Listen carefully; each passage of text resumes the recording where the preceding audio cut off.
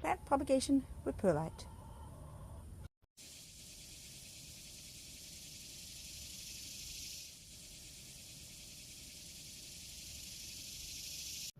We do have several videos up where we show you how to propagate with perlite, including how to propagate jasmine. We have propagating snow rose, and we even propagated olive trees in perlite. I also have a little pawpaw. Let me see if I can find it. One little neglected pawpaw in a perlite tray that has been tucked in a corner, so it's very difficult to get to, but it's still alive. To propagate with perlite, you need perlite, of course, some sort of seed tray or container where you can put the perlite in. Then you need some rooting hormone, and you need a glass or cup. I have some small pots with some water in. You need some clippers, and then of course you need your plant material, and that's what I'm going to go get right now. I'm going to try to see if I can find 6 hard to propagate plants, or let's just say tricky to propagate plants, because I know that when I say hard to propagate plants, there's going to be someone out there who's going to say, oh, that's so easy to propagate. And yes, what might be easy for you might not be easy for me. What might be easy for me might not be easy for you. That is just how it is with gardening. It's a mystery, but that is how it is. So I am now going to take you around and see what plants we can find to propagate. I have 6 different sections here, so I have 6 different cups, because today it's all about perlite propagation.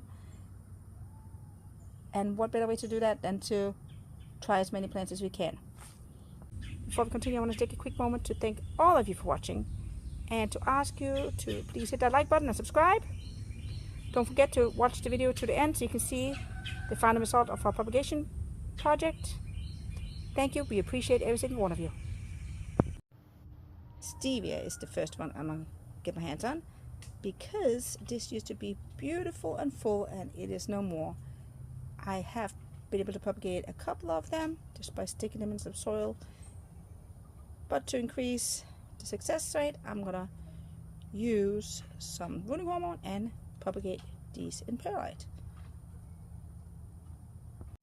Here in zone 9B, katuk dies back in the winter. It dies to the ground and comes back up in the spring, which means October is the perfect time to propagate before it starts dying back. All these little flowers are gonna go to the chickens, so the leaves that I'm not gonna eat. All these little flowers and the extra leaves are gonna go to the chicken.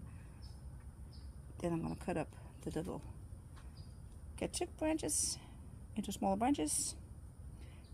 Let's see what happens. Whenever a rose die back, I like to go in and just cut it low, right above a new leaf. That way it will bush out more, and we'll get new roses, and this can become another rose. Let's see if we can do it in perlite. Over here we have a purple color tree that's just become too long. It's falling all over the place. We're going to cut it down and try to propagate it in perlite. The last plant I'm going to propagate in perlite is rosemary. This used to be a beautiful rosemary plant, but the ants have invaded the space over here, and it's just not happy. I do have some rosemary that I actually propagated from this plant. I also had a plant right here next to my son's car, but that has been destroyed thanks to teenage feet. Let's try to see if I can find one of the ones that I propagated already and make some more. Here you see a couple of the rosemary plants that we propagated from the other 2 that I just showed you, the ones that were dying. By pruning these, we actually help them push out more while they're small, and we're going to use that pruning material to propagate the rosemary in perlite. Just going to make some small cuts on the green right here. It only really works when I cut the green. Try not to take cuttings from down when it's brown and woody, because it will not propagate as well, and sometimes it won't even come back from there. This is what I have: rosemary, plumbago, roses, color trees, katuk, and some stevia. Let's move on to the next step. I do my plant propagation in about the same way every time. Whether it's in sand, in compost, in wood chips, in soil, or in something like perlite. The process is more or less the same for every plant. And I'm going to show you how to do it. This is a blue plumbago. And I'm going to take a look at this branch. It's too big. I don't want it that big. I'm going to cut it into sections. So I would like to have at least one node below the perlite. Preferably two if I can get it, but in many cases it's not possible because there's only a few inches. I don't know, maybe 6 centimeters. I can't even tell. But you can see there's not really that much room. There's no node right here. So the first thing I'm going to do is I'm going to cut this right here. I'm going to strip off the leaves. And then, because I know there are no nodes down here, I'm just going to cut it up to the last node. And now you can see that we have at least, oops, you can see we have at least 1, 2 nodes. And I should be able to get those below the perlite. And then I want to make sure that I have at least 1 node above. And you can see I have 1 node right here. And notice where the leaves start.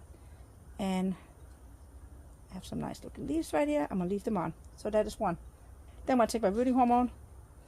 And this is a very old rooting hormone. I like to have the stem a little bit wet just to get it. This, you can use anything. This is the one I prefer. But this is my old one. There's barely anything in there. But I'm going to use it because I don't want to waste it. And then I'm just going to wiggle the plant down here into the perlite and make sure it's pushed in. And I'm going to do it with all the plants. See right here, I almost cut it too. I'm going to take this section out again because there are no nodes. Then I want these 2 nodes below. And then I have 2 above. That's fine. Then many times I also just do a little scratch just like this. Sometimes I do it, sometimes I don't. It really depends on how hard they are to propagate. Blue plumbago is not that hard to propagate.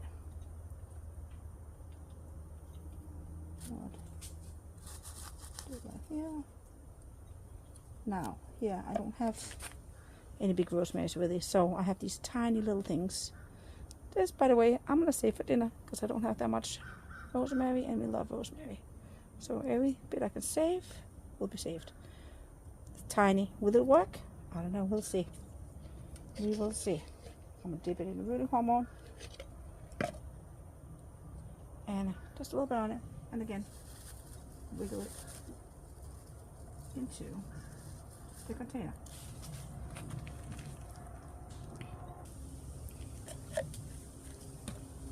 Now for roses, something like roses or anything with flowers, make sure you cut off the flower or the spit flower right here. And then the rose again, there are no nodes right here, so I'm going to pull this one up. That's my node. And then I'm going to cut right below that node. So I have 1 node below. And I'm wondering, should I have 2? No, I'll just do it like that. But I do want to scratch this node. I do want to scratch this a little bit more. Just like that. Dip it in the rooting hormone. And then stick it in. Just like that. See, here's one with... Here's one that has several spit. Let me see what I can do with this one. First thing I do is cut this off. You know, these rose seed heads you can actually use depending on what variety it is. You can use it in your soap making, or if you make lotions, or you can make it use tea. I actually used to harvest, we call them hupen, the seed heads with my grandmother, and she would use them to make jellies and other stuff. So that is on my list to do on the farm. So many things I want to do on the farm. Just a matter of time. Gotta be patient. Stick it in rooting hormone and wiggle it in. I try to keep each cell just one. Trying to know which way was up and which way was down. That can be tricky to figure out sometimes. Now what else we have? Some colored right here. This is one color right here. I'm going to take off, gently take off the outer leaves. Take this one off too. There you go. And just wiggle it in. I'm even going to try some of these. It does not look very good, but I'm still going to try it. This was, I'm trying to think which, this was the top. That's the hard part sometimes to see. This was the top and that was the bottom.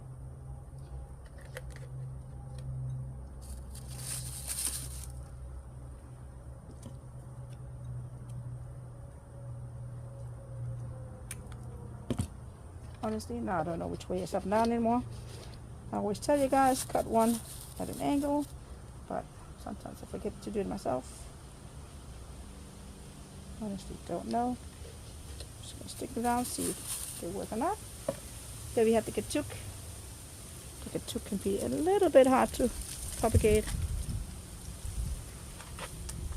Sometimes. I've done it in soil before, but it's at the end of the season and they're about to go dormant, so that's one of the issues. Just scatter bottom, pull off some of the leaves. That can be good for the salad or for the chickens. And that's how I'm going to do all of it. Oh, forgot about the stevia right here. Save some of those leaves for the tea. In the middle of drying teas. There we go. And something like stevia can be a little tricky because they're so soft. So I like to just kind of push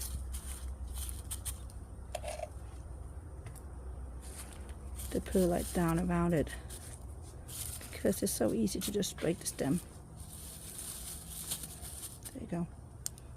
Did I mention that you should water them first? The first thing I did before I did any of this propagation was wet up the entire thing. I am gonna go through all of these and fill all these cell trays with cuttings, and then I will bring it back in about 4 to 6 weeks to do the wiggle test to see if any of them have rooted. I'm trying to see if there's something I need to remember. If you're propagating roses, make sure to cut off the flower heads, the seed heads, and any of the thorns, and just do a little scratch at each of the stems, whatever plant you're propagating. Stick them in the rooting hormone and you're good to go. Now I leave these outside. We are in a warmer zone. You can also put them in the greenhouse, just if it doesn't rain or if you don't have them where they can access water. Make sure they're wet. Make sure that there's water below the trays, and I like to just mist them in dry season, but honestly I do it maybe once a week. Once a week I'd say I come in and just, if it hasn't rained, I come in and just wet them up. And the more along we get, the less I water, because they have access to all that water below the perlite. Just make sure they're moist, make sure they have access to water, and they should do just fine. But we'll see what happens. There's some of these things that I am dubious about, but fingers crossed we get something out of it. It has been about a month and a half, 5 to 6 weeks, and I think it's time to check these cuttings because it's getting cold and some of the plants are actually winding down for the year, such as these katuk over here. They used to leave the leaves and come back, so I think I need to definitely get those in pots. And then these cord trees just look ready to be put in pots. Even the roses, look at them. They're definitely in there. Yeah, they are very steady in here. So I want to take a look at these plants, put some of them in pots, see how the roots look. Let's see, I want to start with one of these cord trees. This in the back really looks like it needs to go. Let me see if I can pull this thing up so so we can see what's below. Oh, look at those roots. Yes, the colored trees are definitely ready to be potted up. I don't know about these. These are stevia, I think. Stevia, yeah. I don't know if the root coming from the colors, but the colors definitely need to get up. So let me take a close look at them. Gosh, they're really something, aren't they? Beautiful. I'm just gonna get one of these up. Just squeeze gently on it. Oh, wow, that is something. Look at this. That is a beauty. You see the roots are hiding down here in between the perlite. Isn't that amazing? No soil whatsoever. And you saw that there was water in the bottom tray. That one needs a big pot. See if I can cut into this one. This pot has some composted wood chips, leaves, and some soil from the chicken coop. Just gonna make a hole and stick it in there. Wow, that is something. About 6 weeks in perlite.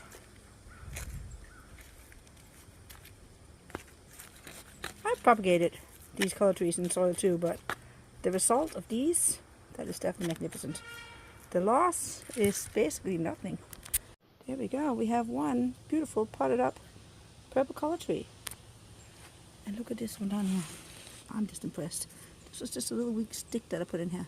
And it's coming. I have not had this amount of success with rooting color trees in soil. So I am very excited about this. These are the blue plumbago over here. I'm going to show you some that I put up already. These definitely need to be up potted. It looks like I'm going to get very busy up potting today. Here you can see how much water is left in there. I've barely watered these and we have not had much rain. I maybe water these once a week after I felt like they were established. And the only reason why I really water was because we didn't get any rain. But we had rain a couple of days ago, which is why there's so much water in here. And they are clearly loving it. Do we have any root in these rosemaries? It looks like it. Yeah. Yep, even on the rosemary. I want to get some more rosemary plants. Yay. I want to pull up one of these rosemaries right here. See. Oh, is that not beautiful? Wow. That is something. My hands are dirty, but I'm going to put my dirty hand behind this just so you can see better. Look at those roots. Just in a few weeks. I'm going to put it in the pots. I am very happy to get some more rosemary plants, even though I'll have to leave them behind soon. But I need some more rosemary to be cooking with until then. Even though it's mid-December right now, you can see it still has a shoot. We're in zone 9B. So everything is still growing beautifully, and it will continue to do so until we get hit by a freeze or very cold temperatures. For as long as we've been here in zone 9B, we've only had one come in December. No, actually it was 3 days of a freeze in December, and it took down a lot of banana trees and took out a lot of things. But most of the time we don't get a freeze until maybe January, February. So we'll see. Hopefully we can get some rosemary out of this for cooking. There's nothing as good as growing your own food. I want to check out the roots on some of these roses. This one looks like a big one. There we go. Yes, that is a really nice root mass. Let's make a hole in this pot. These are those old Florida roses. I don't know the name of it. They're just beautiful. And they are blooming and blooming and blooming. Even though it's cold, they just keep on going. There we go. I like to keep as much of the perlite on just so that the plants don't get much transplant shock. I think I need to add a little bit more compost in there. Well, that's it. In just a few weeks, we have new rose plant. You just can't beat that. What plant are we going to pull up next? Maybe one of these katuks. I think I might just put several of the katuks in this pot if they are ready to come over. Let's try to tug on one of them. And we have roots. Yes, we do. It's amazing how you can make so many plants in just a little bit of space. This one, yep, 2. Beautiful. Let's see if I can put it on again. I'm keeping the perlite on just to prevent transplant shock. Let's see, these good plants. Oh, here's one. You can see there's nothing on it. Just stick it back in. Tuck on it. No. Maybe this one. Yep, that one had roots. They're about to go dormant, so I'd rather just get them in this pot, and then hopefully they'll come back in the spring. This one has very little, if any, root on it. I wanted to stick it in the ground here. Just like that. Not sure if we have anything else in here that's worth pulling up. Don't think so. I'm gonna leave them in here. Just leave them in there and let them get more time, and that's okay. Patience is our friend. Put these up. I'm not going to protect them or anything. I'm just going to leave them like that. And then hopefully they'll come back in the spring. What did I not pull up yet? Let's see. Maybe the stevia. I'll put gentle. You can see there's nothing on the stevia yet. So I guess the stevia would need some more time. You can see they're still green. And this one that I just pulled up might not come back. I might have just disturbed the root too much, but hopefully some of the other ones will take. We did the katuk, the color tree, the roses, the rosemary. Let's take a look at one of these plumbagos. Okay, they usually root very well. I'm gonna pull one up. Oh, you can see a tiny bit of roots on this one. Oh, can you? There you go. Tiny bit. That's really not a whole lot, is it? But there's root. You can see it on this one. Yeah, there's root. I'm going to leave the blue plumbago and the stevia in here for at least 3 more weeks, just to see if it'll get some more root development. I know the blue plumbago will, because I've done that many times. I will show you some of the ones that I've rooted and they're flowering. But these color trees definitely need to get in a pot. And I also really want to get some of those rosemary in pots so they can get some nutrition, because the one thing about having them in perlite is that they're not getting nutrition out of the perlite. So once they set good roots, you need to take them out of the perlite and get them in pots with some good compost and good soil. And you don't need to use any fertilizers unless it's your own fertilizer if you're using compost, but it is so easy to make your own fertilizer, so why not do it? Look how pretty. These are the blue plumbago cuttings that I did a couple of weeks ago. And they are now in bloom. Isn't that amazing? The miracle of life. Just like that, you can turn a little cutting into a flowering plant. Isn't that just incredible? This is all I got to do this morning because I ran out of wood chips, so I'm going to have to go get a new load for the food forest. I have some of the color trees potted up, katuk, a rose, and I also have the rosemary. Don't know here. I'm gonna leave all these newly potted up plants in the same area where I have the perlite, because that way I know they are gonna enjoy it. And it's kind of dappled sun in here. It gets a bit of morning sun right now, around 10 to 11 a.m. and then it will become dapple light. So this is the perfect condition for these cuttings, and in about a week or 2 I will move these plants in the pots to some more sun. They now have good compost to help with growth, so they will be ready to get some sunlight. That is how easy it is to propagate plants in perlite. I can highly recommend it, and I will continue to do so when we get to the farm. I can't wait. For now, I'm really not supposed to make any more plants. That is truly the hardest part about making videos right now, is that I'm not supposed to make any plants because we're moving out of state and we can't take anything with us. But you know what? It's really, really hard to not make plants when that's what you do. So, I took you guys along on this experiment. We'll have to find some plant lovers who want some of these plants. I hope you enjoyed this video. If you did, please hit that like button and subscribe. If you haven't already done so, share the video with your friends and save it for future use. If you'd like to learn more about propagating plants, growing food, growing plants, edible plants, perennial plants without chemicals, check out all our videos. We have many different playlists. There should be something for every grow zone.